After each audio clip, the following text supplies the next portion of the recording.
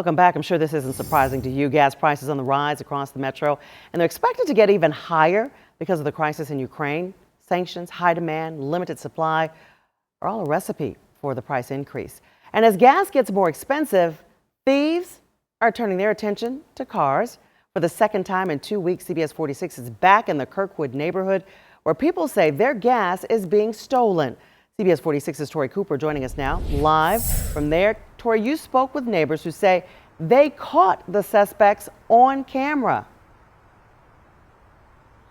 Good afternoon, Karen. Right here, Mr. King's house. This is where we are. You can still smell a very thick odor of gas because this is where his car was parked earlier this morning when he says he saw a man who was acting very suspicious taking gas from his car before he took off. He's hopeful police can catch him before he strikes again. It's a 2012 F-150. Yeah, I'm supposed to be at work right now. I'm losing money all over the place.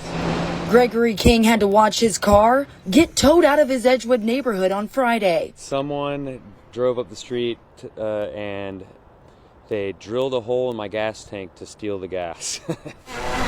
Once he realized he couldn't start his car, he later found this Ring video from his front yard showing a man he saw acting very suspicious on his street around 4 a.m.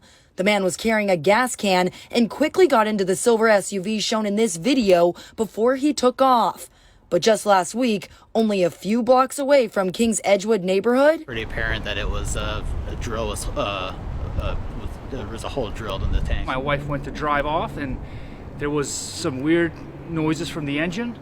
Long story short, it turned out that somebody had drilled a hole in the bottom of the tank. Two other residents told CBS 46 they also experienced the same thing in and around their Kirkwood neighborhood. It seems to be the same guy. King says he filed a police report with APD and he's hoping this doesn't happen to anyone else. Someone else on next door provided my wife with a license plate number, and it seems to be the same car because it's a Washington plate, and there's like, from the video we have, there's some like Seattle Seahawks sticker you can see or something, so okay. It's a pretty good clue.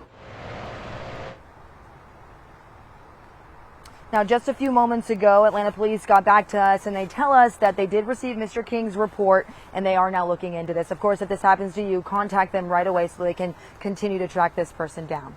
Reporting live in Southeast Atlanta, I'm Tori Cooper, CBS 46 News. That is just amazing. Tori, thanks.